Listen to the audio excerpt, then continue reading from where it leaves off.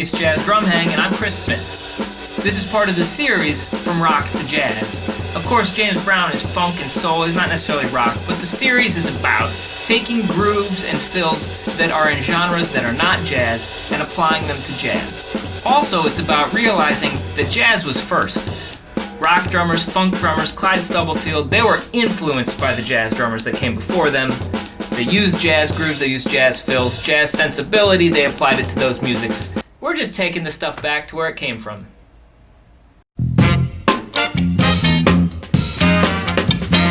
I got the feeling, baby, I got the feeling. You don't know what you do to me. Man, I got the feeling you're going to enjoy playing this groove. What a great song, what a great groove. Clyde Stubblefield absolutely just playing the mess out of the drums. I mean, there's so many things to like about it. The displacement of 2 and 4 on the snare drum, the open hi-hat sounds on the and a 1, on the and a 3, all the ghost notes on the snare drum. Man, it's subtle, but it's in your face, it's in the pocket. It's like everything in 2 measures. It's right there. Baby, I'm on now. Come on now.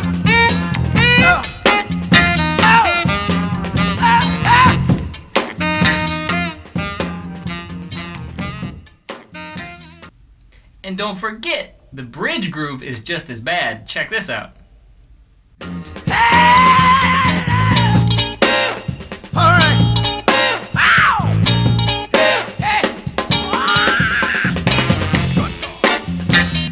So enough of the gab, let's get to the groove.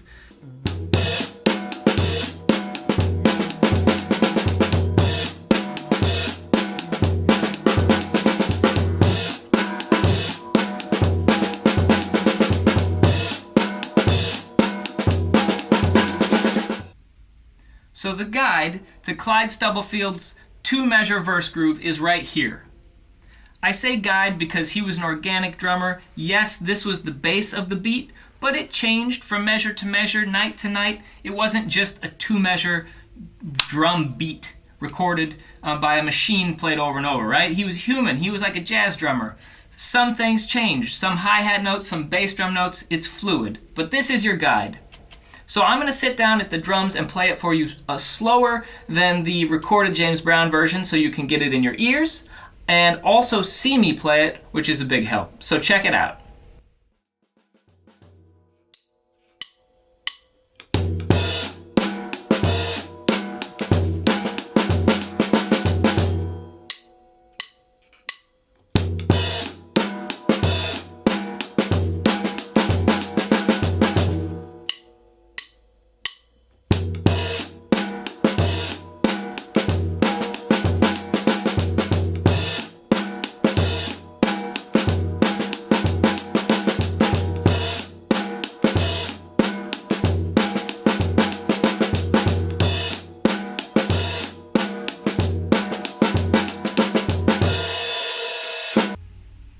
So you know we gotta take it to the bridge, right, James? All right. Okay, so here's the bridge, 1-measure groove as your guide.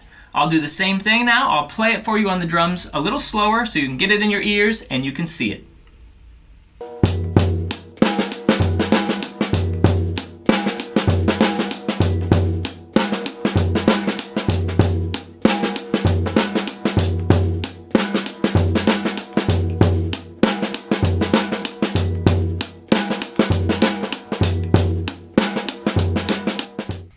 So now the fun part. We're going to take these grooves and we're going to put them into up-tempo jazz.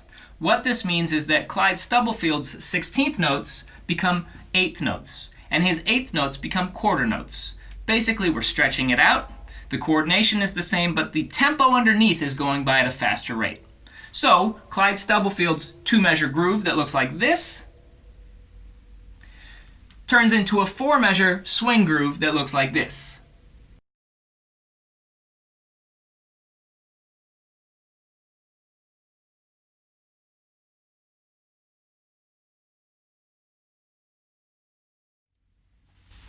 Your snare drum, your bass drum are doing the exact same things. Now your right hand is on the ride cymbal, playing the ride cymbal pattern, steady. And your left foot on the hi-hat is playing 2 and 4. But watch out for the open beat 2s in this jazz pattern. That's the tricky part.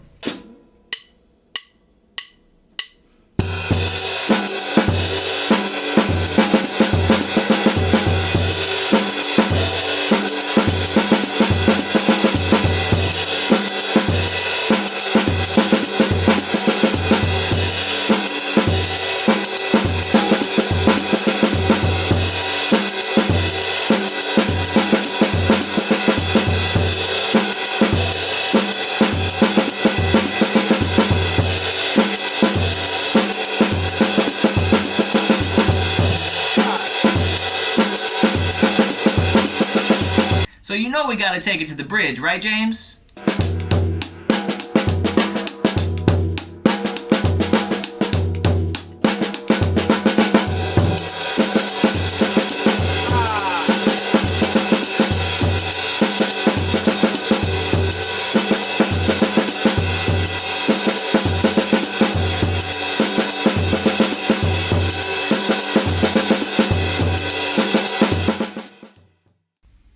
So now that you can see it, you can hear it, and you're starting to play it, let's bump up the tempo.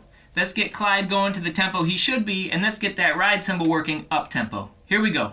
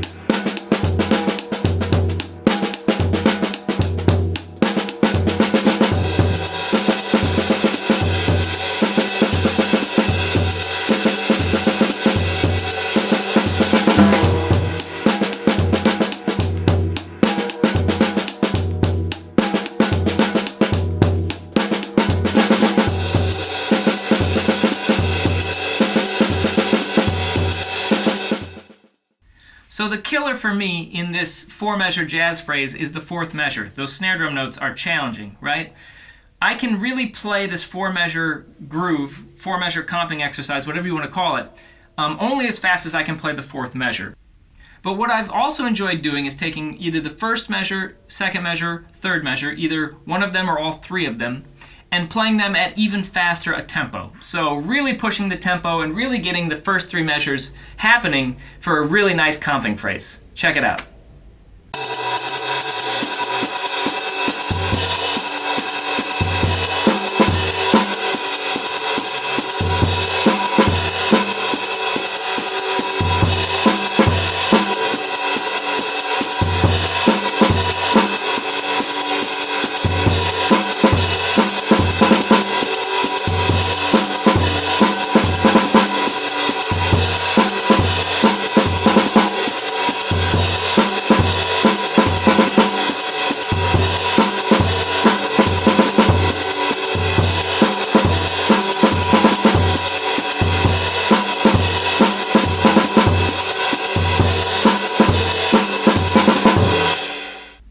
Thanks again for checking out this episode. I hope to connect with you soon on the forum for a live question and answer or for a private lesson.